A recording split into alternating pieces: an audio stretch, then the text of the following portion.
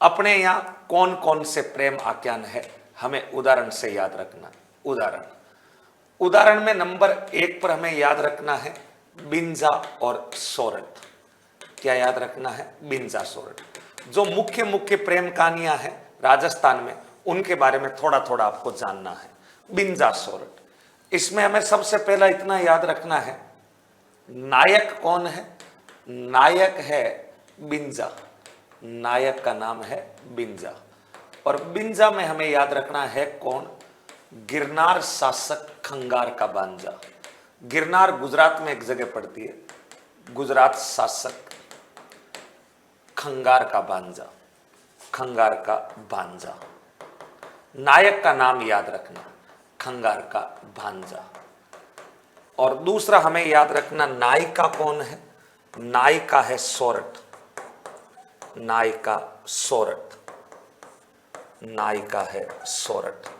और हमें याद रखना है सांचौर शासक रायचंद्र देवड़ा की पुत्री। सांचौर शासक रायचंद्र देवड़ा की पुत्री। देवड़ा की पुत्री, सांचौर शासक रायचंद्र देवड़ा की पुत्री, ये है नायिका। इनके बारे में भी हमें जानना है। कौन है बिंजा और कौन है सोरठ? देखिए, राजस्थान में गुजरात की सीमा पर सटा एक क्षेत्र है सांचौर। सांचौर के एक राजा है जिनका नाम है रायचंद्र देवड़ा। रायचंद्र देवड़ा की एक बेटी को जन्म हुआ। अपने राजस्थान में कई सारे ग्रह, नक्षत्र, पंचक, पिचक, पुष्य, इस टाइप के जो नक्षत्र होते हैं उनको हम राजस्थानी लोग खूब मानते हैं।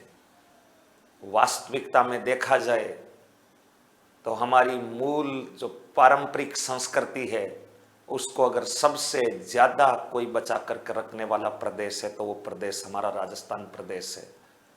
हमारी प्राचीन परंपराओं को, रीति रिवाजों को, संस्कारों को अगर सबसे ज्यादा कोई मानता है तो राजस्थान की पीढ़ियां मानती है। और राजस्थान की पीढ़ियों में भी आज की युवा पीढ़ी, भले ही कितना ही आधुनिकता का चकाचौंध का जमाना आया है, लेकिन अपने संस्कारों से कभी हम पीछे नहीं हटे हैं। हमने कई सारी जगह पर कॉम्प्रोमाइज किया है। हमने कई सारी चीज़ों को साइड में रख करके हमारी परंपराओं, संस्कारों को हमने आगे बढ़ाया है। वैसी ही एक प्रेम कथा इसके अंदर आपको बताया गया है कि सांचौर के राजा रायचंद्र देवड़ा, उनकी बेटी जन्म हुआ, नक्षत्र था मूल नक्षत्र। जैसे बेटी का जन्म हुआ, सांचौर के राजा ने अपने दरबारी विद्वानों से कहा कि बताइए, लक्ष्मी का आगमन हुआ है, पुत्री का जन्म हुआ है, बेटी शुभ है या अशुभ नक्षत्र में जन्म हुआ है, क्या भविष्य है? विद्वानों ने बताया कि भविष्य ठीक है, लेकिन जन्म का समय और तिथि थोड़ा सा मांगलिक नहीं है, और मूल नक्षत्र में जन्म हुआ है। अगर ये यहाँ दरबार में रहे तो बाकी लोगों को नुकसान हो सकता है। मांगलिक समय पर जन्म हुआ है। विद्वानों के कहे अनुसार सांचौर के राजा ने बात को सीरियसली लिया। एक लकड़ी के पिंजरे में उस बेटी को बंद कर थोड़ी सी दूरी पर बह रही एक नदी के अंदर बहा दिया जाता है। मूल नक्षत्र में जन्म होने और विद्वानों के कहे जाने के कारण नदी का बहाव तेज था। पिंजरा बहता बहता काफी दूर तक जाता है, गुजरात की सीमा तक चला जाता है। गुजरात राज्य की सीमा के अंदर नदी के किनारे एक चंपा कुम्हार नाम के व्यक्ति थे। मिट्टी खुदाई कर रहे थे, बर्तन बना रहे थे। नदी के किनारे मिट्टी की खुदाई का कार्य करते हुए चंपा कुम्हार को नदी में तैरता हुआ वो एक पिंजरा सा दिखाई देता है। चंपा नदी में छलांग लगाता है, पिंजरे को बाहर लेकर आता है। पिंजरा खोलकर देखता है तो अंदर एक छोटी कन्या बैठी है। चंपा कुमार ने अपनी पत्नी से विचार विमर्श किया, पूछा कि क्या किया जाए।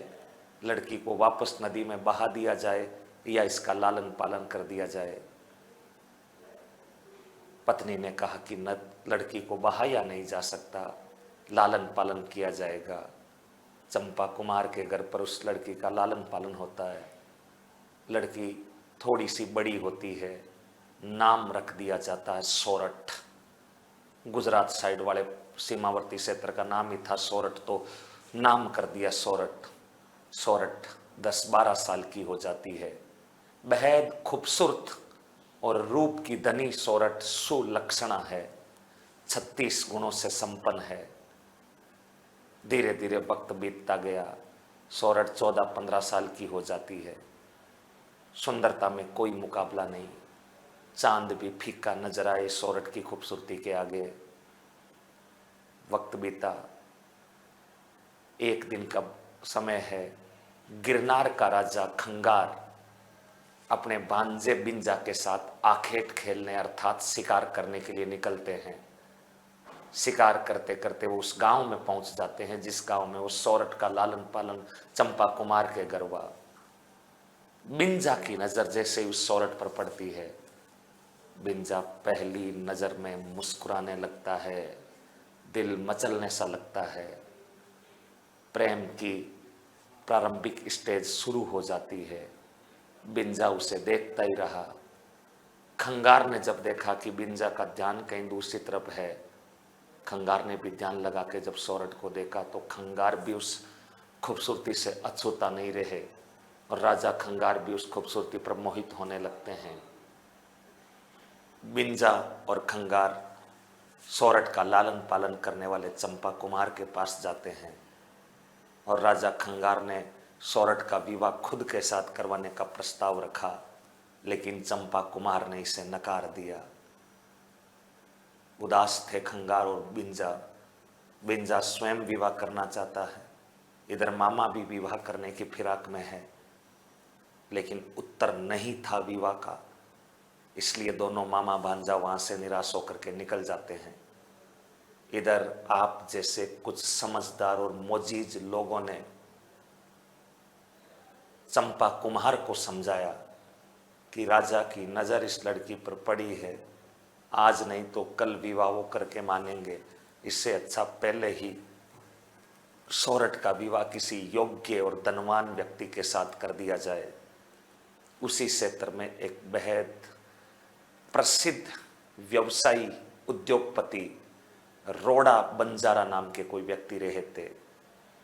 चंपा कुमार ने उस सोरठ का विवाह रोड़ा बंजारा के साथ करवा दिया। रोड़ा बंजारा और सोरठ का विवाह शांतिपूर्ण संपन्न होता है। दोनों का वैवाहिक जीवन शुरू ही हुआ था। राजा खंगार को इस बात का पता लगता है। राजा खंगार और ज्यादा गुस्से में आ जाते हैं। उधर गुजरात में ही एक जगह पड़ती है पाटन, जगह का नाम है पाटन, और उस पाटन का एक राजा था जिनका नाम था जयसिंह। पाटन के राजा को एक दिन खंगार ने गुस्से गुस्से में यूं ही इस बात से अवगत करवाया। बोला कि एक बार मैं मेरे भांजे के साथ शिकार पर गया, एक लड़की को देखा, चांद का टुकड़ा सा था, लेकिन क्या करें, विवाह हो चुका उसका रोड़ा बंजारा के साथ। और जब पाटन के राजा को इस बात का पता लगा तो पाटन का राजा पूरी खूबसूरती को सुनकर अगले दिन रोड़ा बंजारा पर हमला करके सोरठ को पाने की प्लानिंग बनाने लगा। राजा खंगार को जब इस बात की इंफॉर्मेशन लगी, राजा खंगार ने तुरंत पाटन के राजा से बातचीत की। पाटन का राजा नहीं माना। खंगार ने कहा कि तुम्हारे से पहले मेरा अधिकार है सोरठ पर, मैंने पहले देखा था। जयसिंह ने कहा, पाटन के राजा ने कहा कि अधिकार था, अब तुम्हारा अधिकार नहीं। अब तुमने उसकी खूबसूरती के बारे में मुझे बताया है, अब मैं ही उसे प्राप्त करके मानूंगा। खंगार ने कहा कि तुम प्राप्त नहीं कर सकते। यूं करते करते पाटन का राजा और गिरनार का राजा आपस में युद्ध लड़ते हैं और उस युद्ध के अंदर गिरनार का राजा युद्ध जीत जाता है। पाटन के राजा को रास्ते से हटा दिया जाता है। उधर गिरनार के राजा खंगार का भांजा बिंजा भी मन ही मन सोरठ से प्रेम करता है। राजा खंगार ने अपने कुछ विद्वानों की मीटिंग बुलाई और मीटिंग बुला के ये कहा कि क्या किया जाए, कैसे सोरठ को प्राप्त किया जाए। आप जैसा एक बेहद ज्ञानी विद्वान दरबार में था, उसने कहा कि एक रास्ता है। रोड़ा बंजारा चौपड़ खेलने का बहुत शौकीन है, चौपड़ का मैच करवाया जाए और चौपड़ में उसे बार बार हराया जाए। उसने व्यवसाय से जितने भी पैसे कमाए हैं वो सारे उससे हरा दिए जाए। और जब रोड़ा बंजारा अपनी सारी प्रॉपर्टी चौपड़ के जुए में हार चुका होगा, तब राजा खंगार रोड़ा बंजारा कोई प्रस्ताव रखे कि रोड़ा, तुम्हारी सारी प्रॉपर्टी जुए में जा चुकी है, अगर तुम इस खोई हुई प्रॉपर्टी को वापस पाना चाहते हो तो एक निर्णायक मैच और खेला जाए।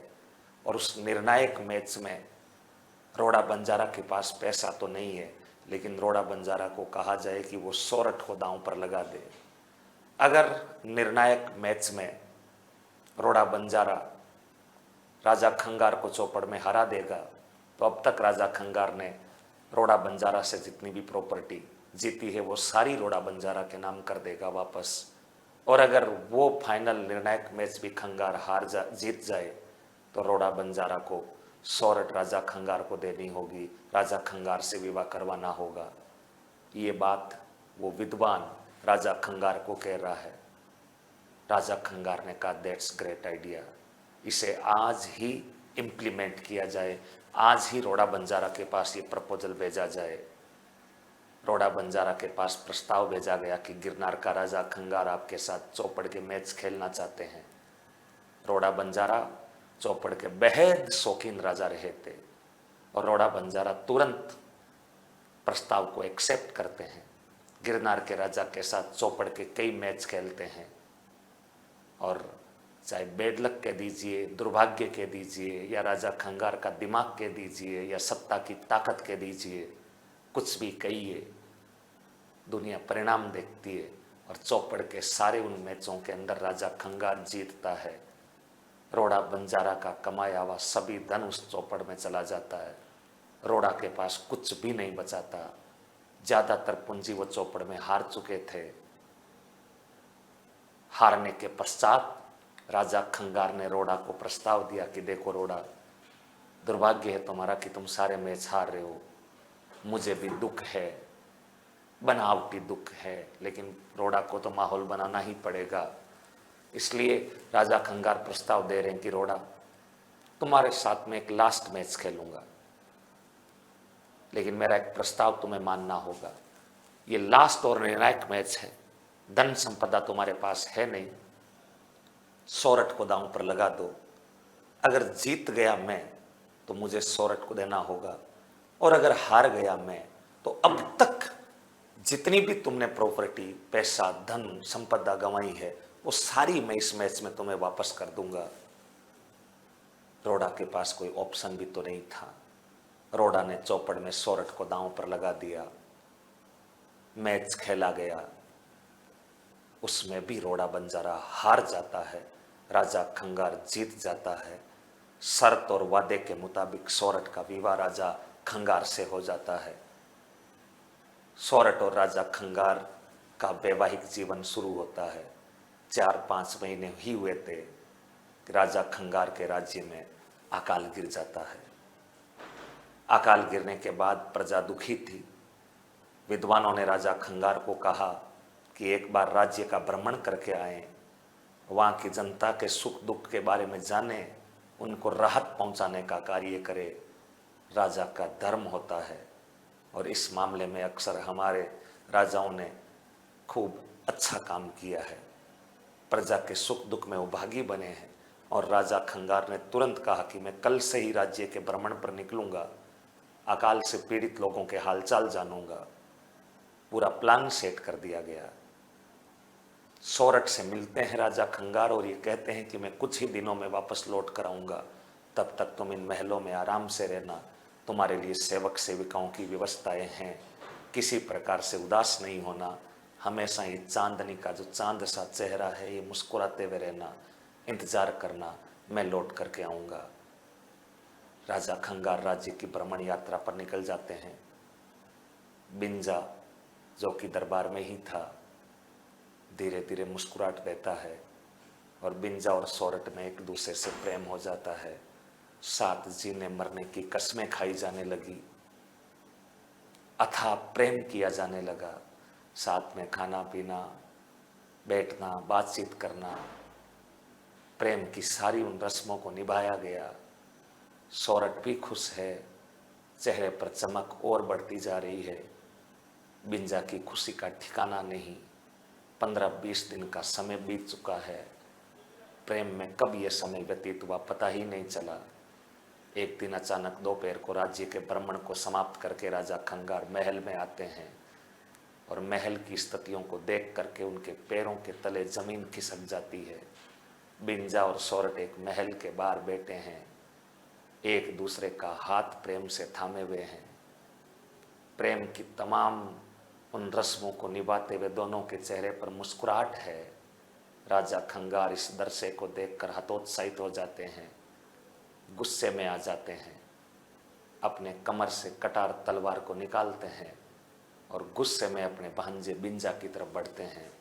लेकिन अचानक से राजा खंगार अपने उस गुस्से को नियंत्रित करते हैं।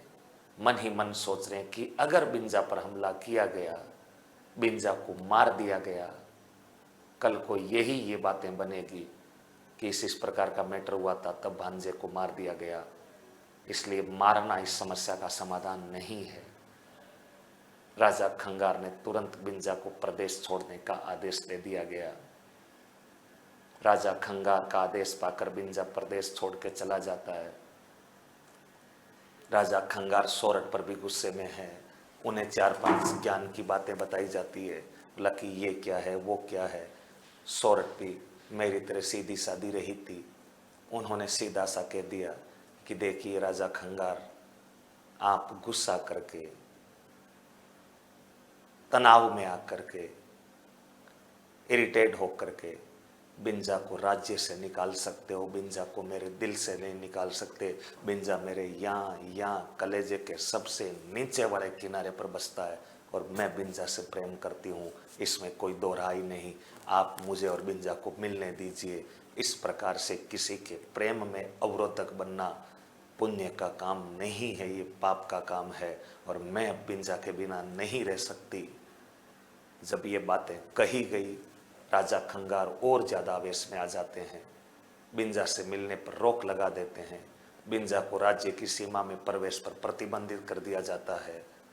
अपने सैनिकों से, अपने सेवकों से रानी सोरठ के महलों की सुरक्षा व्यवस्था को बढ़ा दिया जाता है। कितना भी कुछ कर ले, दिल की आवाज को दबाया नहीं जा सकता।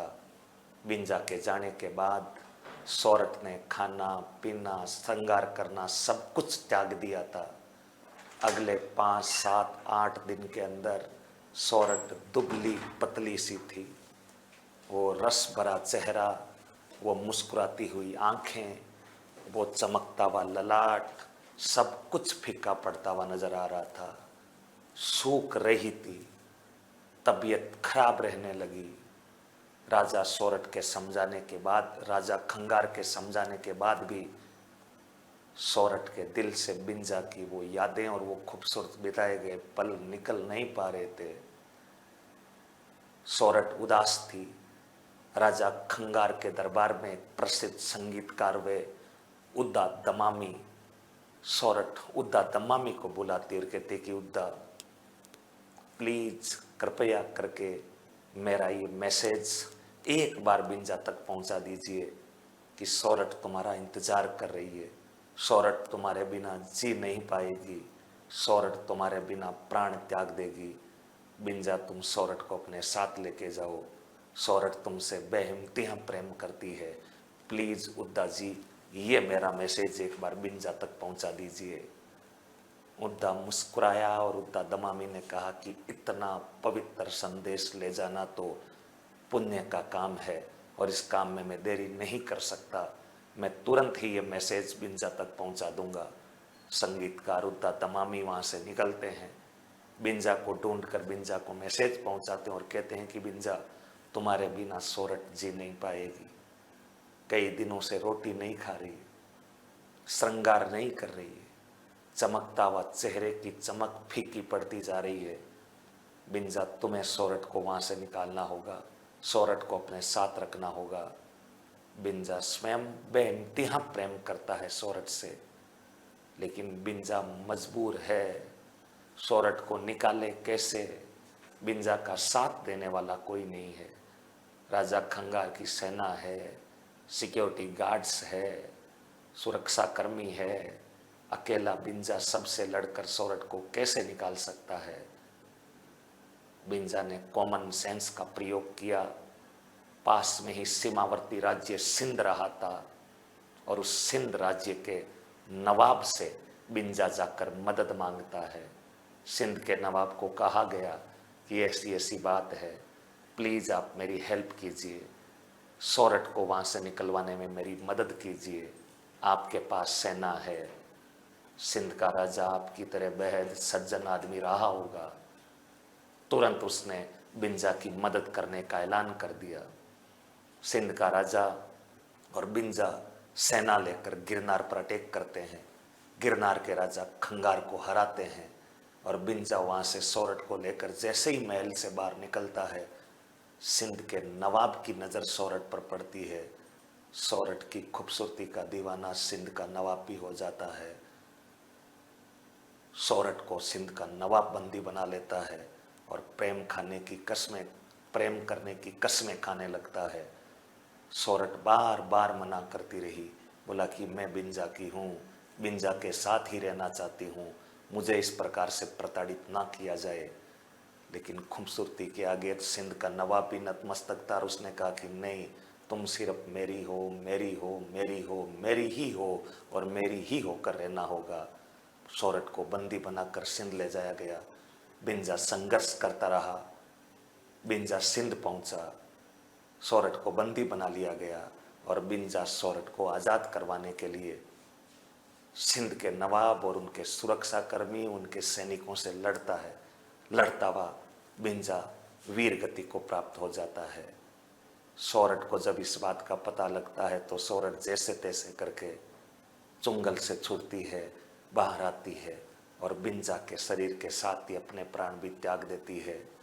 बिंजा सोरठ दोनों का दिल तो नहीं मिल पाया, दोनों की मुलाकात तो नहीं हो पाई, लेकिन आरपीएसी के दिल में वो जरूर बस गए हैं और बिंजा और सोरठ का प्रश्न एक ना एक दिन जरूर पूछेंगे। बिंजा और सोरठ दोनों एक दूसरे के साथ प्राण त्याग देते हैं। कथा की हैप्पी एंडिंग नहीं है, कथा यहाँ समाप्त हो जाती है। बिंजा और इस सोरठ की प्रेम कथा को आज विशेषतः पश्चिमी राजस्थान के अंदर गाया जाता है, सुनाया जाता है, प्रेम की मिसालें दी जाती है कि कितना बड़ा है प्रेम, प्रेम से बड़ा संभवतः कुछ भी नहीं है। बिंजा सोरठ की प्रेम कथा का समापन होता है।